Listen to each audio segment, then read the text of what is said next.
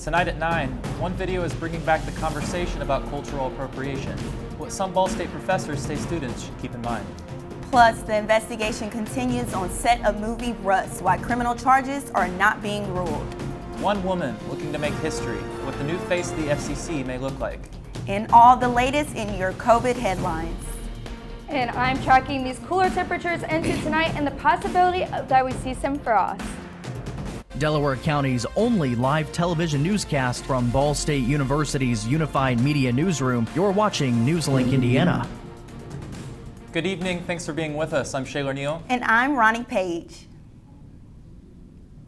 One video circulating social media is bringing back the topic of cultural appropriation.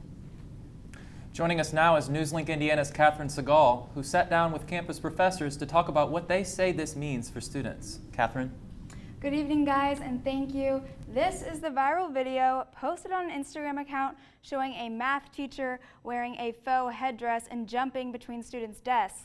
Some say they understand the teacher was chanting the words to Sokotoa as a way to help her class memorize a concept. Others criticizing the teacher for being, quote, racially insensitive toward Native Americans. But with Halloween just around the corner, some are asking again about cultural appropriation with costumes. Leaves are changing and Halloween is upon us. While students are picking their costumes, Professor of Sociology Melinda Messinio provided information about cultural appropriation. If we're living the values of beneficence, we don't want to cause harm. And so we want to make sure that we aren't inadvertently causing harm to someone else through our costume choices. Messinio says cultures are not costumes. We really want to encourage people to think of this time as an opportunity to learn and grow, to learn about cultural differences, to be sensitive to other people's experiences. Bobby Steele, director of the Multicultural Center, says that the center hopes that individuals will be cognizant while dressing up for Halloween. Be open to many different stories and voices around different experiences or ideas. Messinio encourages people to come to the Office of Inclusive Services if you have questions about a costume. I'm not from that culture, if that's not part of my identity. I'm not in a really good position to say whether or not that hurts someone's feelings or not. Steele and Messinio both mention the multitude of resources online about cultural appropriation. If in doubt, pick something else. In Muncie, Catherine Segal, NewsLink Indiana. The Office of Inclusive Excellence is in the Applied Technology Building in room 101 if you have a question about your costume. And again, like I mentioned, Professor Messinio, she encourages students to come and ask questions. She says Ball State should be a safe space for students and faculty to learn and grow. That's great to hear. Thank you, Catherine. Indiana State Police say they plan to hire more minority and female officers. That's according to findings from a 100-page report commissioned by Governor Eric Holcomb. The report says Indiana State Police agencies need to recruit and promote more of these officers, as well as increase racial bias training. Holcomb commissioned the report following the death of George Floyd last year and says it was part of a commitment, quote, fostering an inclusive and equitable environment. Inclusive excellence is one of Ball State's 5 goals in its strategic plan, and the university is ranked among the top 10 colleges nationally that set the bar high when it comes to accessibility. One aspect of the inclusivity accommodations for ADHD. Adult ADHD diagnosis rates are rising by a current almost 125%, according ADDitude.com. It is a chronic condition that includes attention, difficulty, hyperactivity, and impulsiveness. According to the Mayo Clinic, there are about 3 million U.S. cases per year. Elise Langanian is from Wheaton, Illinois, and she came for Ball State's specific program for ADHD. Because I also struggle with ADHD, so Ball State had a program that I was looking into, which was TCOM, and they had a really good ADHD accommodations. Under Ball State's website, the school offers 6 different accommodations for students with learning disabilities, including ADHD, adaptive computer technology, note-taking, priority class scheduling, recording, lectures, tests, and tutoring. And they're making school more accessible for Cardinals struggling with the condition. The Ball State program aids in helping students take those hard classes they may steer away from. It provides support for these conditions as it is rising in our population. For more information on accessibility on Ball State's campus, you can visit bsu.edu/accessibility. Weather's been a lot more chilly since we were on here last. Yeah, I brought out my actual coat, actually. Yeah, bringing out the actual coat. Let's hear more about that. Yeah, those cooler temperatures are sticking around. Feels much more like fall this past week, but we are tracking cooler temperatures into tonight. Right now, we are sitting in the 40s across the board. 45 here in Muncie, 46 in Indianapolis. A bit chillier up at 41 up in South Bend. And we do have a frost advisory for tonight that goes in effect from 2 a.m. to 10 a.m. tomorrow morning, and that is for our entire viewing area. So during my full forecast, I'll be tracking this frost tonight, rain chances on Thursday afternoon, and then a great Halloween weekend forecast. The FCC chair position holder could be historic. Jessica Rosenworcel is nominated by the Biden White House administration to lead the FCC. If confirmed by the Senate, she will be the first woman to serve in that position. In a tweet today, Rosenworcel says the nomination is, quote, the honor of a lifetime. She became an FCC commissioner in 2012 and serves as acting chairwoman prior to joining the FCC. Rosenworcel was a senior communication counsel for the Senate Committee on Commerce, Science, and Transportation. Stan Bowman is stepping down as general manager of the U.S. men's Olympic hockey team after allegations of sexual assault. The Chicago Blackhawks general manager has also resigned from the team following investigations into sexual assault allegations from 2010. In response, the Blackhawks are being fined $2 million from the NHL for mishandling these allegations. The full report of the investigation was made public today.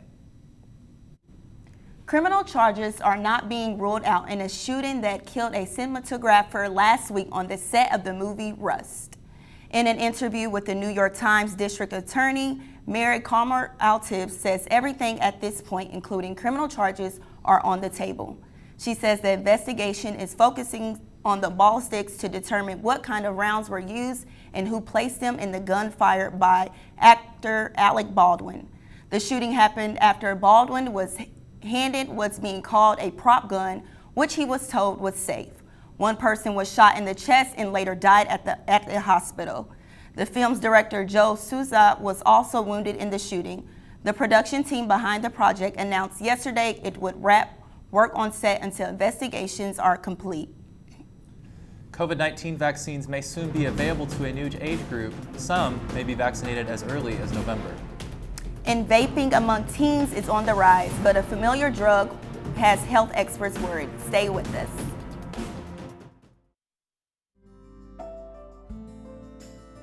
Riding the bus is an easy thing to do.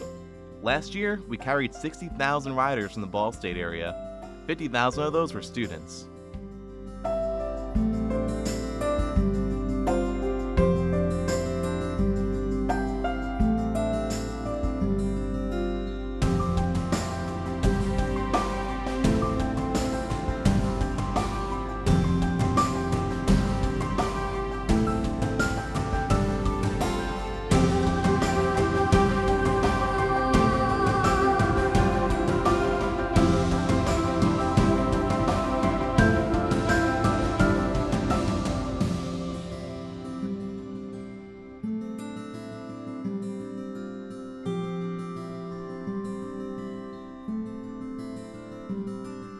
Anywhere you want to go, MITS will take you there.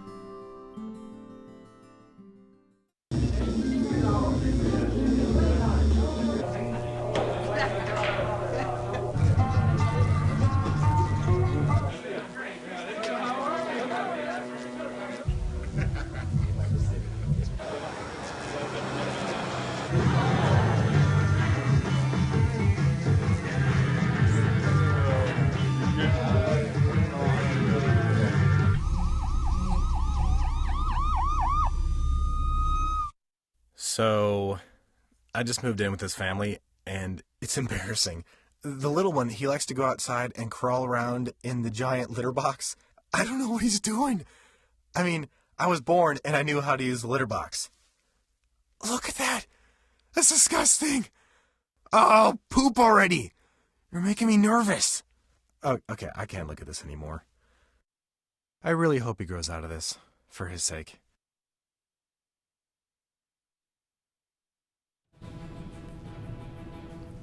The Food and Drug Administration's vaccine advisors are recommending Pfizer's COVID-19 vaccine for children 5 to 11 years old. The vote was 17-0 with one abstention. The Vaccines and Related Biological Products Advisory Committee says the benefits of giving children the shots are greater than the potential risk. However, some of the committee did say they had concerns about giving approval based on a few thousand studies. The Centers for Disease Control advisors are meeting next week to discuss the decision and will decide if it agrees. The last word comes down to the CDC Director, Rochelle Walensky. If she gives the nod, vaccines for children could start just a few days later. The CDC now says certain people who are immune compromised may need a fourth mRNA COVID-19 shot. These people can get the fourth shot at least 6 months after getting their third. The mRNA vaccines available in the U.S. come from Pfizer and Moderna. Research shows that a booster dose enhances the antibody response to the vaccine in certain immune-compromised people. This comes after the CDC authorized a third dose for those people 18 and older in August. Earlier this month, the CDC also authorized a booster dose for the broader population. A doctor shared concerns about how Pfizer's COVID-19 vaccine could possibly affect young girls. She spoke during a hearing of the Food and Drug Administration's Vaccine Advisory Committee and brought up the issue of vaccination and possible effects on menstrual cycles. There have been increasing reports of menstrual irregularities following COVID vaccination, to the point that the NICHD recently awarded $1.67 million in research funds to further explore this. Yet this does not even appear as an adverse event of special interest in this study. What impact does this vaccine have on our vulnerable prepubescent and developing girls? The National Institutes of Health also awarded grants to 5 universities to research the issue. United Airlines says some of its vaccinated staff don't want to fly with their unvaccinated coworkers. The airline made the reveal in court filings responding to lawsuits against its vaccine mandate policy. 6 United employees are suing after they were put on a leave due to having a medical or religious exemption to the mandate. The company asked the court to allow them to keep the unvaccinated workers on leave because some vaccinated pilots refuse to fly with unvaccinated staff.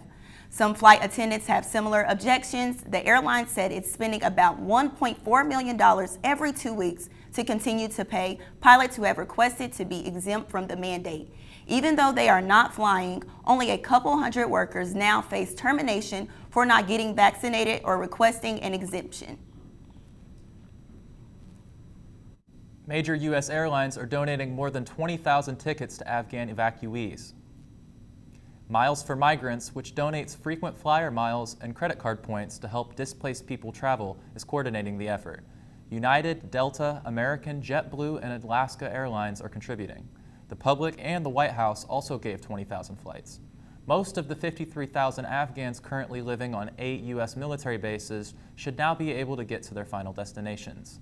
Refugees who don't spend all their federal assistance on travel costs can use these funds to cover other expenses as they settle into their new communities. Vaping marijuana has drastically increased in popularity among teens. A new study published in JAMA Pediatrics says the number of school-aged youth vaping marijuana doubled between 2013 and 2020. One trend worrying experts is teens saying they prefer vaping cannabis extract over dried marijuana. That extract contains much more THC than marijuana plants, leading to more intense highs. Experts are also worried many teens appear to not believe marijuana is harmful.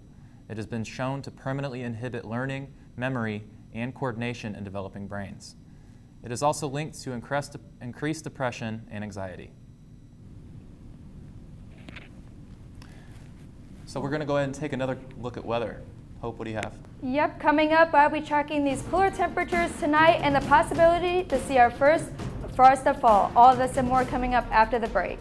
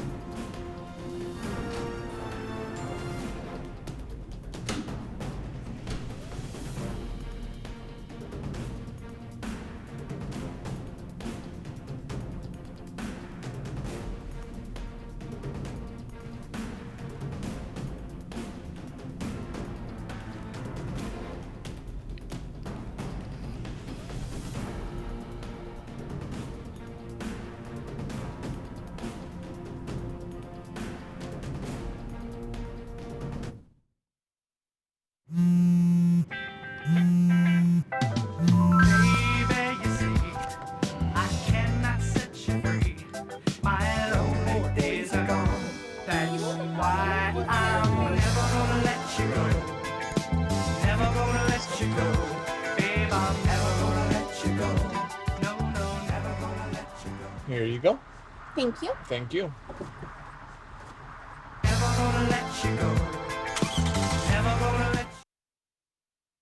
I think it's just vapor with flavor. It won't hurt my kid like cigarettes, right? Vaping is safer than smoking, isn't it? There's really not even that much nicotine in them, right? My kid? My kid knows it's dangerous. Get your head out of the cloud. Today, nearly 8,000 kids will start vaping, maybe even yours.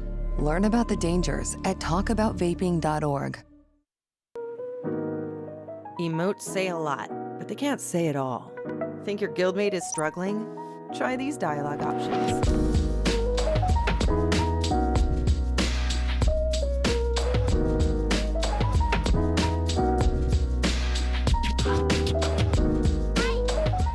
Go beyond emotes. Check in with your guildmates at seizetheawkward.org.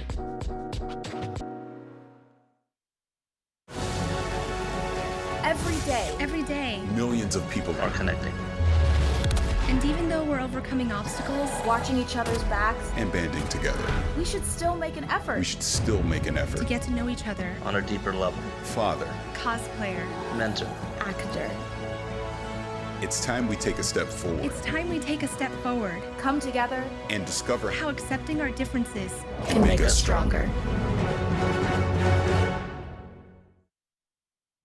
Welcome back. We're tracking much cooler temperatures into the night tonight. Currently sitting in 40s across the board, 45 here in Muncie, 46 in Indianapolis, a little bit cooler up in Fort Wayne. They're sitting at 42 degrees. We're tracking our next system that's sitting out west in Colorado due to this low pressure system that will eventually be pushing its way into our area, bringing us rain into Thursday. But as for right now, there is a high pressure system sitting in the Boot Hill of Missouri that's bringing us these clear conditions, and these clear skies tonight are bringing us much cooler temperatures. We do have the potential to see our first frost of the fall season. On average, we see this around October 12th through 20th. The latest we've seen it was November 17th back in 2000, and last year we saw the first frost on October 16th.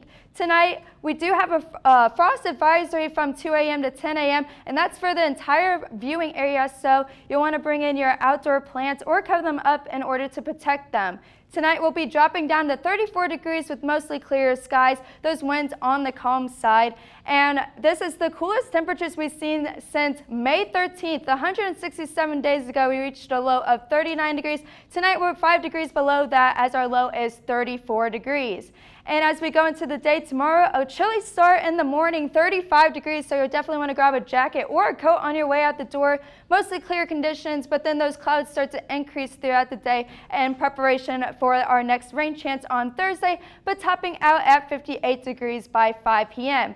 And timing out that rain chance on Thursday, you can see at 1 o'clock those rain showers start to move into southern Indiana, but then throughout the afternoon and evening hours, those rain chances enter the Muncie area and will stick around through the overnight hours and most of the day Friday before becoming more isolated on Saturday and then eventually pushing eastward by Saturday evening. On the mid-7-day forecast, you can see those rain chances Thursday, Friday, and Saturday, but then clearing up on Sunday and time for Halloween. Those temperatures staying around average for this time of year, so a great time to be outside for your Sunday on Halloween. Thank you, Hope. Let's take it over to sports with Vinny. Two Ball State teams facing in an inter-squad meet with important figures in attendance, and one Ball State squad dominant in a downpour. Find out who next in sports. Here's your sandwich, miss. Oh, thank you. And your burger. Awesome, thank you. And your bowl of boiling water, sir.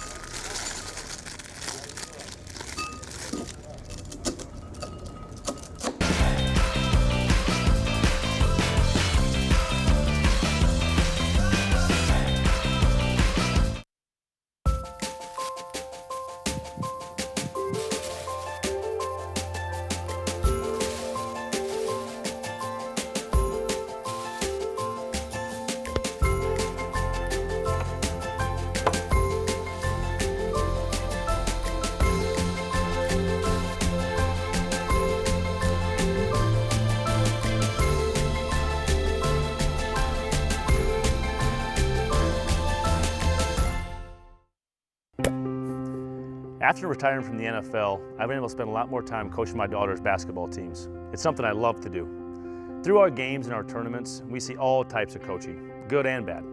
And it begs the question, do we really know who's coaching our kids? Do they have the proper training and screening it would take for me to be comfortable with my daughters playing for that coach?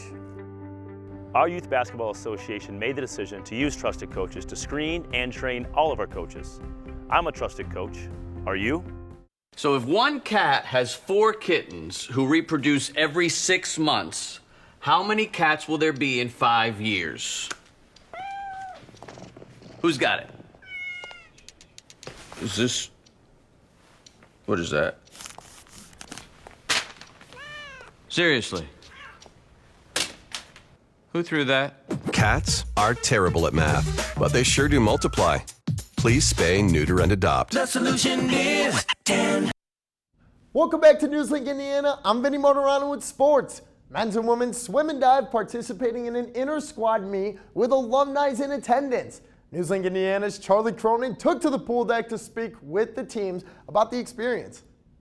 Ball State swimming and diving teams having a fun-filled meet this past Friday, taking on BSU alumni who made their return to Llewellyn for an exhilarating meet against the current teams.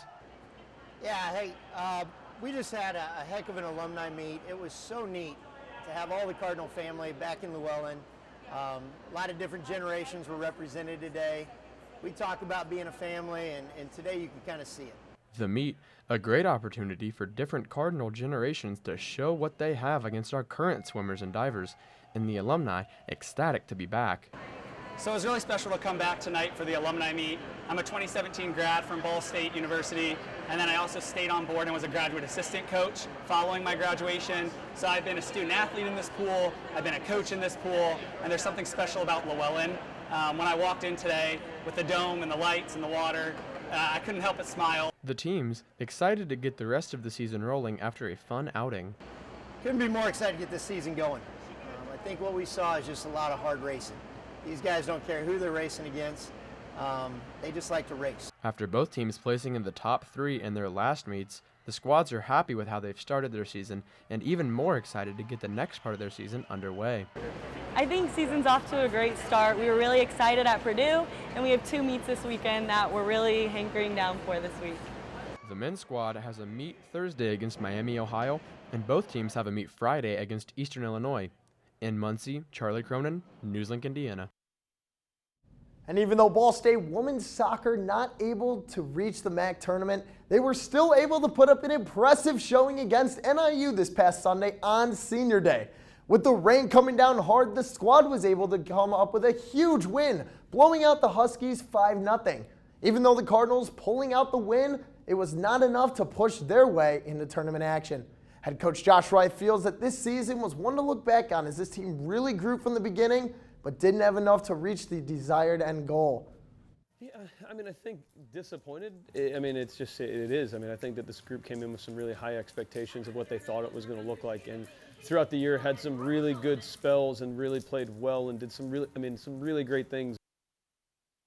Now moving to the courts, women's volleyball continues their dominance as the streak lives on. The Cardinals extending their excellence to 9 straight wins. Ball State matching up with Western Michigan over the weekend in Kalamazoo, Michigan. The Cardinals taking it to the Broncos after 2 clean 3-0 sweeps. Ball State sitting on the top of the MAC West with a 10-1 conference record. They will test their strengths on Friday when the Falcons of Bowling Green come to town, who are currently placed at the top of the MAC East with 11-0 conference record. And guys, that alumni swim meet sure seemed like a lot of fun. From my understanding, it was seniors and freshmen taking on sophomores and juniors, and a couple of alumni mixed in between. I think that's a lot of fun. Yeah, one quote stuck out to me. The coach said, "These guys don't care who they race. They just want to race." Absolutely. You just got to love the heart and determination out of the swimmers, just getting in the pool, doing what they love. I wish I could swim. Me too. Thank you, Vinny. We'll have to take one final check at weather after the break.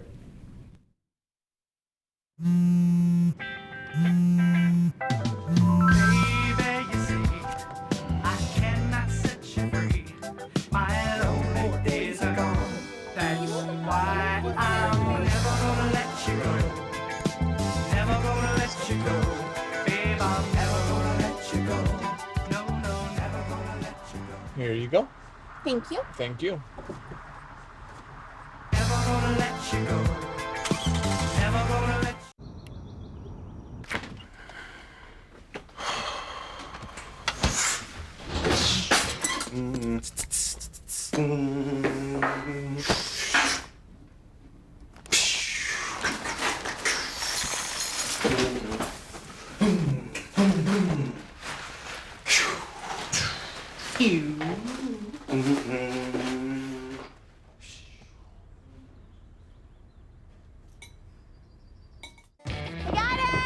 Hi. Can you help me? I got it. Thank you. No problem. Just like the rules to surviving Zombieland, there are steps you can take to be prepared for an emergency. It's the right thing to do. Talk with your family to make a plan. Look for safe areas to meet up if separated. And stock up on supplies. It's never too early to get prepared, so start now. Right now? Right now. You can't predict emergencies, but you can be ready. You're welcome, America. Visit ready.gov today to learn more. Jordan knows he shouldn't eat this entire bowl of nachos, but tonight he's earned that right. Because a few hours ago, in the middle of happy hour, he recognized a sign. Not from the gods or a bolt of lightning, but from a double heart, a kissy face, and a fourth ha in ha ha ha. That's when Jordan knew he was buzzed. So when it was time to go, he got a ride home instead of driving. Be a legend like Jordan. Recognize your buzzed warning signs and get a ride home. Buzz driving is drunk driving.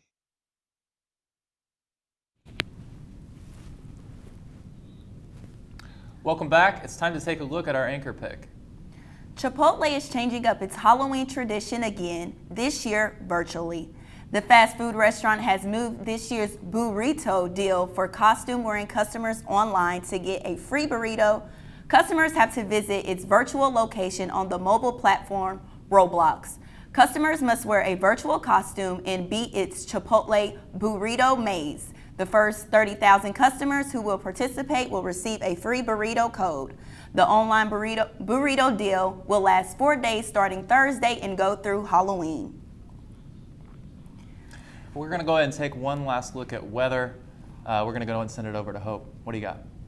Yeah, rain chances for Thursday, Friday, and Saturday. Saturday evening, those chances move eastward, so bringing plenty of clear skies for Sunday. Temperatures hovering around average for this time of year, the warmest day being on Sunday, so perfect night to get outside to go trick-or-treating on your Sunday afternoon. Rain chances again on Tuesday as we have clouds that will increase on Monday going into Tuesday, but otherwise temperatures hovering in the upper 50s, the lower 60s, those lows hovering in the 50s to upper 40s. Thank you, Hope. That's all for tonight for NewsLink Indiana. Be sure to join us again tomorrow night at 9, streaming live on the NewsLink Indiana Facebook page. And for news anytime, anywhere, go to ballstatedaily.com. Have a great night.